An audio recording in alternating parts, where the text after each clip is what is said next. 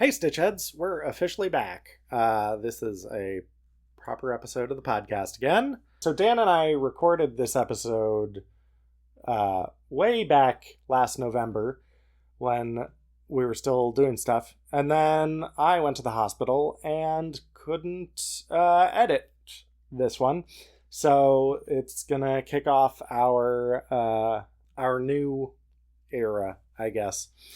And I only mention that because there are a couple of references to us getting a new Christmas special for Doctor Who, which has since been announced is not happening.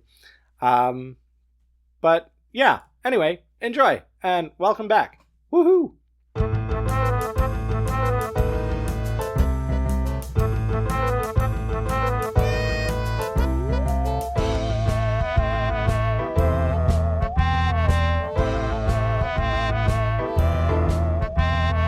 Welcome to Stitches in Time, the podcast discussing Doctor Who the way it was meant to be watched, in chronological order, one clip at a time, starting at the Big Bang and ending with the heat death of the universe. I'm Becca, the Matrix Archivist, and I spent the last 13 years of my life meticulously editing the entire televised Doctor Who universe into chronological order. And I'm Dan, and I just cleaned these floors, Courtney!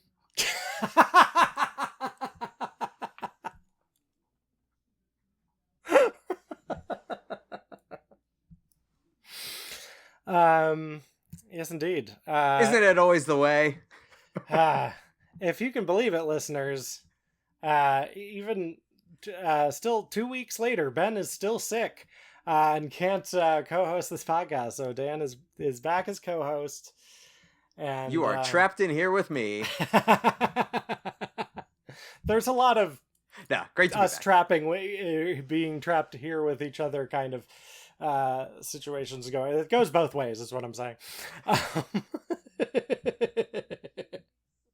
I just want to inflict my brainworms on the world. Oh, there's a t-shirt right there.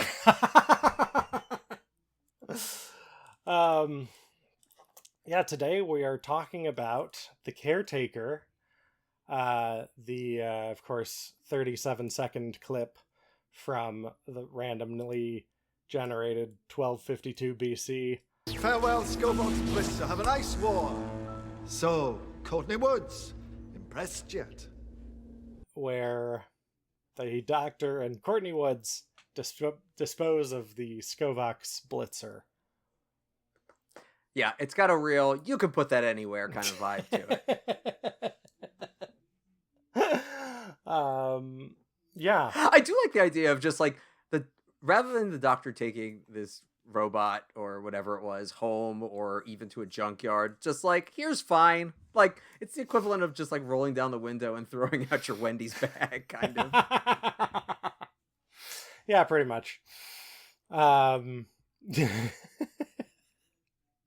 wonder how much of space is just littered with stuff that the Doctor has disposed of.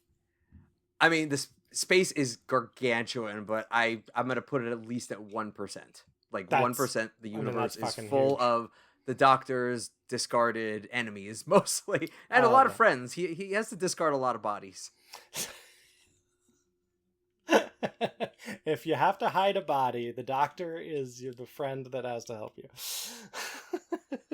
Yeah, because everyone would think you would hide in the TARDIS, it being so big inside. But no, that's what the Doctor wants you to think. You know, it's even bigger than the interior of the TARDIS. Space, the universe.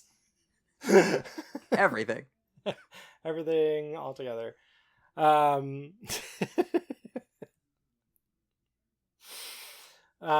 Yeah, so this is, and then Courtney Woods gets motion sickness, which I do think is a reasonable response. And we haven't really seen to, I don't know if it's a reaction to time travel or if it's just a reaction to the fact that, like, they're floating through space and, like, you know, space is moving, but obviously there's, like, artificial gravity of some sort in the TARDIS.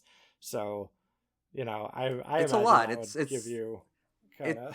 when Neo gets pulled out of the Matrix and gets explained what's going on, like, he throws up too. Like, it's a lot. Like, the human reaction is, I don't understand. Yeah, basically. It's a good thing that the Doctor has been cosplaying as a janitor for so long, because they could just clean it up. Yeah.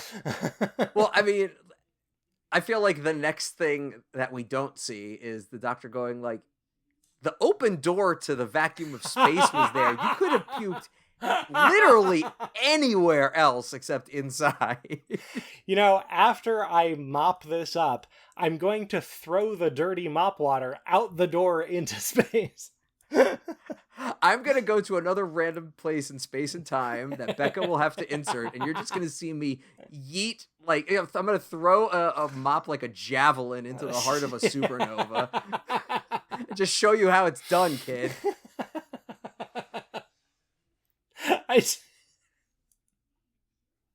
really like the idea of the Doctor, like, because there's obviously, the Doctor is like hundreds, if not thousands of years old, depending on what point so there are obviously many adventures that we don't see, and I love the idea of just one of the Doctors just like using a solar system as like, let me see if I can, I'm like looking at the whole solar system from up here. Let me see if I can like hit the sun with this mop.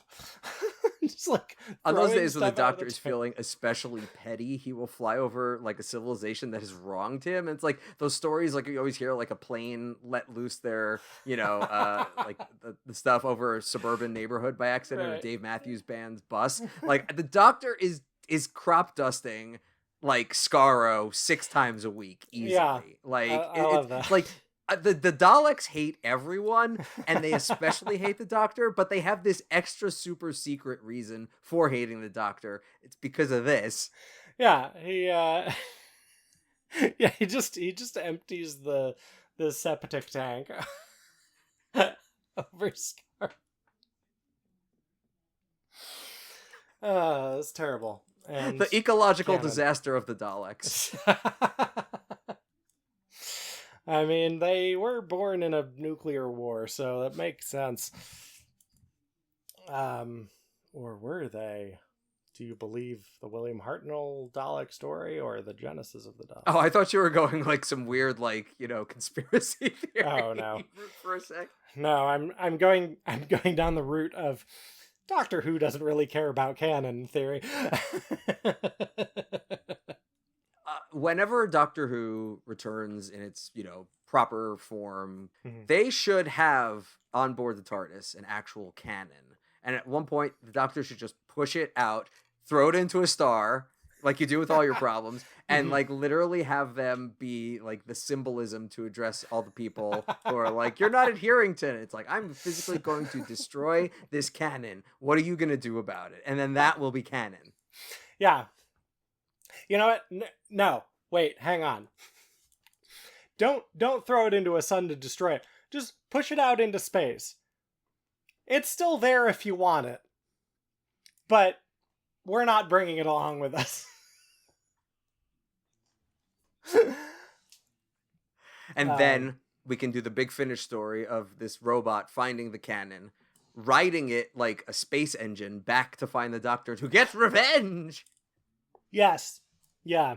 The cannon lands on it falls out of the sky and kills somebody on Mondas, and that's like the origin story of like, the Doctor, god damn it. There are a lot of things I like about the Caretaker as an episode, but Capaldi's tenure when I was first, like, upon rewatch things are better, but like when Capaldi was first starting out, I was not sure about, I was just like, I don't know if I like this guy yet. And I feel like this episode, like, really kind of put a dip back down into like, disliking him. Oh, because he's just so mean to Danny Pink. It's like, yeah, he definitely is. Yeah. And like that really that rubbed me the wrong way. Like, I like it for the character, but I was just like, this guy is not my Doctor. But I liked him more as he went on. But like, this season in general was not one of my favorites. Yeah, I say, like, maybe not exactly as like 1-to-1, but like I was never a fan of Deep Breath, unfortunately. But then by the time we got to listen, I was on board. And actually, what I really like about this clip is like this is one of the first times we get like Capaldi's doctor interacting with a kid. Like obviously, like Courtney's like middle school or like something around that. But like the way he's doing like the interaction where he's like doing like his professorial kind of like, oh, this is the thing, like this is the wonder of the universe. Like that's kind of like the first time I think we saw Capaldi do that, and that would be like one of the things that like he would not only do the best on screen, right, but also like the way he presented himself in person, like meeting actual kids and stuff like that. So like I actually really like this clip for that reason, because it is like a very tender kind of moment. You know, what you say about the episode still stands up, but like I'm again, I didn't rewatch this episode or like the episodes preceding it. It's been a while since I watched the season, but like this was sort of like where he started easing up a little bit, and I just really like that, because like obviously Peter Capaldi may be the best actor who has ever been the Doctor. Like there have been some incredible doctors, but it's just like that's the first time you see like God, you see the love that he has for this character, like as he is talking and on screen. This I agree with you that like this clip is like really kind of tender and special and lovely, and I feel like Peter Capaldi's Doctor is like going through the same thing that like Paul McGann is going through in the movie, where it's like, who am I? What, like, there's a lot of like searching for self, and like that's kind of a, you know, that's a theme of the 12th Doctor's run, and so like it is interesting, and like it's dramatically interesting to watch that happen. But like I think that's also the reason that I like Clara so much. Like Clara's, I think, still my favorite companion, and I know that that's not a popular opinion. It's, you know what, hey folks, if you have a problem with that, don't write a 5-star review. You can hold that one. Keep your opinions to yourself. Write a different positive 5-star review for this show, but don't put your nitpicking about who is or is not your favorite companion. Oh yeah good. Yeah, don't do that. Definitely don't troll us with 5-star reviews, please. Oh my gosh, the last thing we need is a bunch of internet people to come leave 5-star reviews on our podcast. I mean, that really will show you, though. If, like, it's just like, look at all these 5-star reviews. Look at you. Ha ha, owned. To find all these 5-star reviews telling me how wrong I am. You know what? Fair. Bring it on. Oh my God. Well, there's your episode title, but there's also your autobiography title. Yeah. I can't remember what I was talking about. Oh, Capaldi. The reason that I kind of clung on to Clara was because like I felt like she was the Doctor when he couldn't be, or whatever, like you know, like explicitly in Flatline, but also like just like I think that is also a kind of a running theme of her character arc, and like her kind of being the conscience of the Doctor almost. It also like kind of goes with her being the teacher kind of thing, where it's like, you know, if someone's not acting like a grown-up, I have to act like a grown-up. And that is very much what it's like traveling with the Doctor. It's, the Doctor, you know, it's their ship, but like sometimes you have to be the grown-up. Clara taught the 12th Doctor how to teach. Yep. Fucking I just love had it. Yeah. You and I were just in the drift there for a second, because I was... Yeah. It's incredible. Yeah. This and then Courtney Woods. Not Ian and Barbara. The first Barbara. Yeah, I kept wanting to say Susan. I'm like, no, that's the other one. Yeah. He didn't learn to be a teacher back then. He had to learn, you know. Yeah. Second career. Yeah. Maybe that's why it took him so long. It was just like he's just like an old crotchety man, and like it's like Ian and Barbara are just humans. They don't know anything. What are they? Then just like kind of dismissed teachers until. But then he had his midlife crisis and was running around with a young lady. And...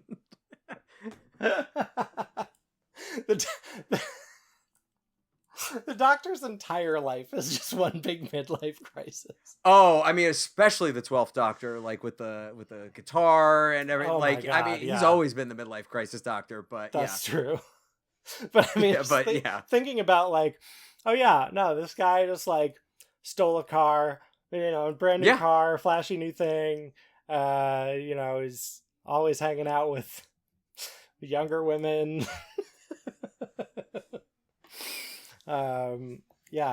Sometimes he has to go get yelled at by his bosses, the Time Lords, but he's kind of like semi-retired from that. So, yeah. He doesn't take it seriously. It's very Office Space of just like, I don't know if I'm gonna come in. He's a consulting Time Lord. He only has to go in one day a week. Yeah. Every so often goes in for a facelift, just get some work done. Mm-hmm. Like, oh yeah. It's like, oh yeah. No. Never gets the oil changed on the TARDIS though. He doesn't even get the milk changed until until Joy to the World. The number of times on this podcast that we've talked about the TARDIS milk machine. Yeah. TARDIS Milk Machine is the talkback show about Stitches in Time. Yeah. What else can be said? Like that the episode ends on kind of a weak joke? Like, the Doctor's line of "There's been a spillage." It's like, look, I know, comedy writer and stuff like that. Sometimes you have to like pitch on what the blow of the scene or the show is. You gotta, work on that, but it's fine. Mm-hmm. I'm not going to nitpick. It's fine. It's not a comedy show. It's a family. It's everything. Good job, Doctor Who. Yeah. And then Courtney Woods gets, I actually do want to talk about Courtney Woods a little bit, because I do like I really like the moment in The Caretaker when she like discovers the TARDIS, and Peter Capaldi's just like, well, this is a thing now. Yep. I'm an alien, like... Yeah, he doesn't have a Men in Black setting on his Sonic to, like, make people forget. It's the one thing the Sonic can't do, would and erase people's memories. And then next season, he only has the sunglasses, no Sonic. He just couldn't figure out the map of it. Ah, that's a shame.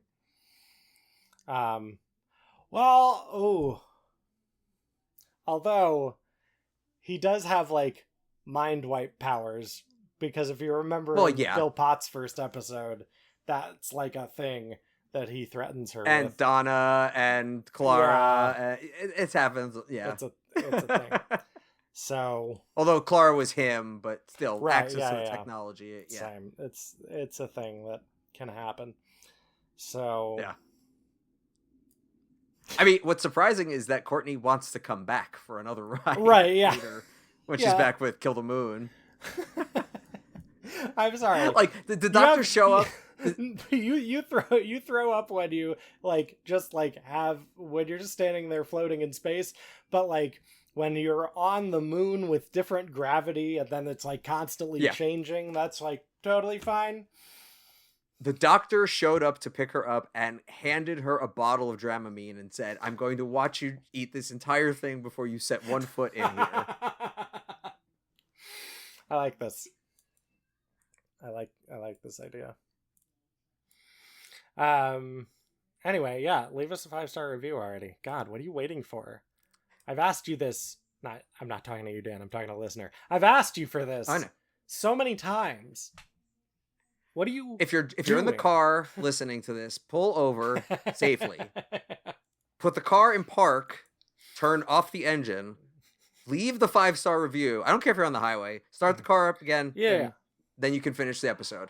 Or then you can have the antidote. Actually, right after you leave you pull over, turn the car off.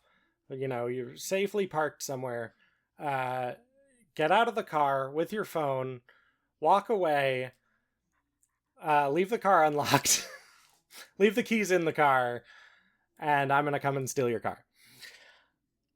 And while Becca's doing that, flag down other cars and tell them to listen to Stitches in Time. Yeah. Oh my gosh. Yeah, Dan, thank you so much for filling in again. No problem. Taking on the co-host duties. Gosh, I really hope that Ben's okay. Because, 2 weeks, Anyway, we'll see. Where are you these days on the internet, if you could remind us? Lost in my mind. Oh, on the internet, yeah. I mostly on Blue Sky and Instagram these days, but you can find me on most socials media at Doonpook, DOONPOOK. It's like Dan Peck, but with O's. Sometimes you get assigned a nickname in high school theater and it sticks with you into your 40s. It happens. I don't remember if I've told you this, but there is a term for that specific thing, and it's ooglification. Oh, yes. Yes. Yeah. You told me that on my previous appearances several episodes ago. Yeah, that Perfect. was... Yeah. The only reason I know that is because of theater. Because I played Vice Principal Panch in Spelling Bee, and, there's audience participation, and instead of... there's a whole appendix of words to try and trip up audience members and stuff. And they have, but I was like, I want to do my own. I want to find my own. And one of those was ooglification, which I love as a concept. You also GM for something, don't you? Yes, the other main place that you can hear me is on Good Chaotic. If you have been listening to any episodes of Stitches in Time, you've probably heard at least one member of Good Chaotic. But yeah, our actual play podcast, we're playing Scum and Villainy with an original setting. It's super fun. I'm the GM. Please listen to us. We have an absolute blast, and we have a small fan base, but we would love to get more people to listen to it. I tell people it's like listening to a multi-million-dollar blockbuster in your car. Big action, big laughs, big feelings, and we're season 1 finale is our New Year's special, which will be releasing on. Look at that, December 31st. We timed it out unbelievably. Incredible. Well done. I've been catching up, and it's so fun. You guys all have such great chemistry together. And listener, wait, I have to check what the fuck is next. As I forgot to write it down. Listeners, please join us next time when we will talk about the Mythmakers. Thanks for listening to Stitches in Time. Music by Becca McGlynn. Art by Fish Finlee. Logo by Ben Paddon. Produced by Ben Paddon and Becca McGlynn. Special thanks to Mandy Oquendo. Find us on socials at Who Stitched.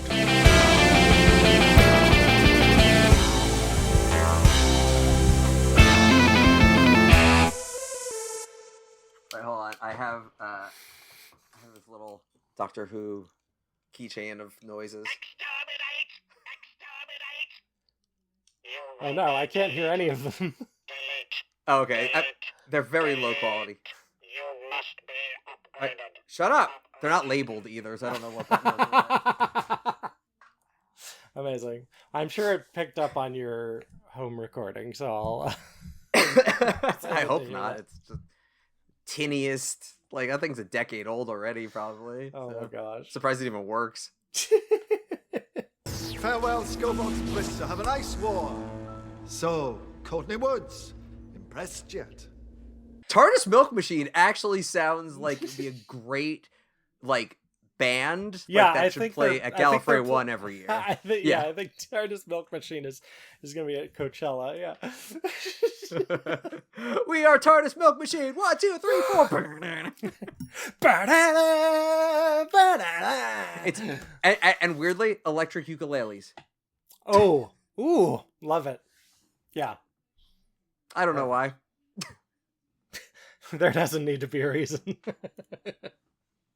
You never need a reason for electric versions of things that are classically not electric. In my humble opinion. What would be the silliest? I mean, I think I have my answer ready for what it would be, but what would be the silliest instrument to make electric? And I'm going to say the Auga horn. Yeah, I like that. I'm trying to think of... Or the electric triangle would be fun. The electric triangle. The electric triangle. They're opening for TARDIS Milk Machine. Yeah.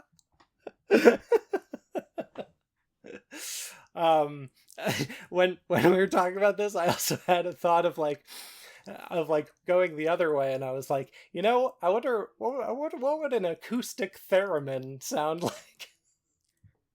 Nothing. Yeah. Just how would you your hands in front of?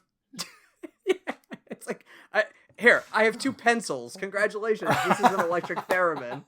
I mean, an acoustic theremin.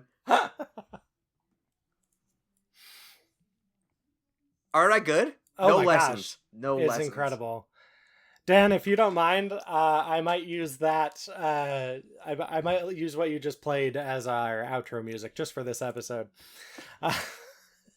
It's fine. You know my licensing fees. They're astronomical. Yeah. Oh, we should just double check with John Cage and make sure that he doesn't already have the copyright for it.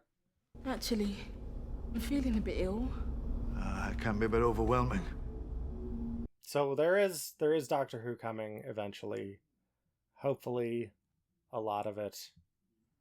And if not, there's a backlog that's not available most places.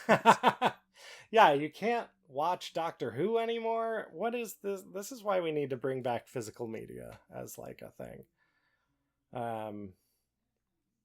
But I don't know. Capitalist hellscape. They are also on the ticket with TARDIS Milk Machine and Electric Triangle. Yeah. They're playing at the Capitalist.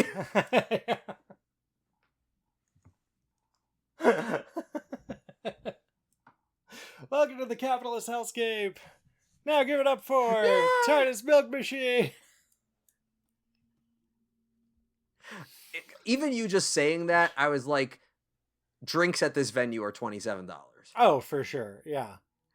Yeah, it is a capitalist. They have to lean into the theme of the place, of course. Yeah. Pay bathrooms.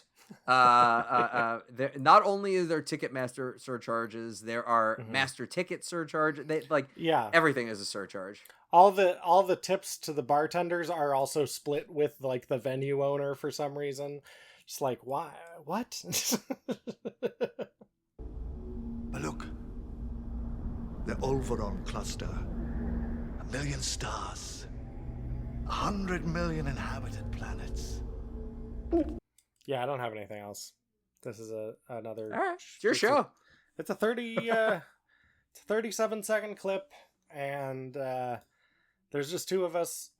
That's another thing is like I think that if there are 3 of us, then like everybody's got more to say and stuff. But I mean, like, to be fair, when I was supposed to be the guest, I was like, thinking to myself, I was like, oh, being the guest is so easy. You just sit back and chime in every so often.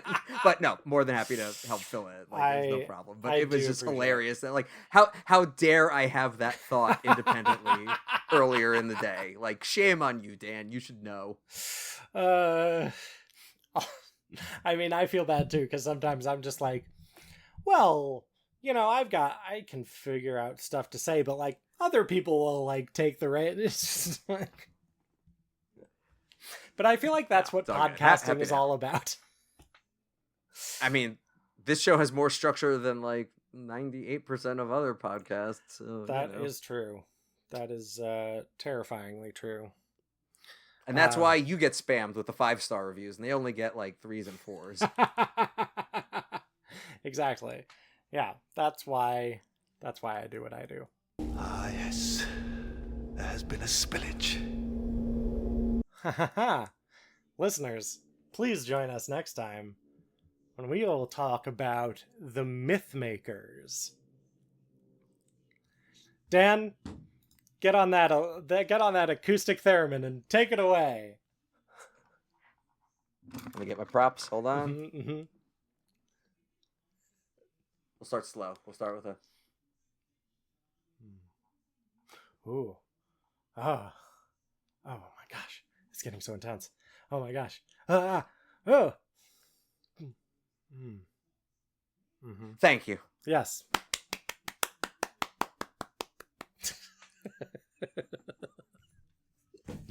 Awesome. There you go. Some video content.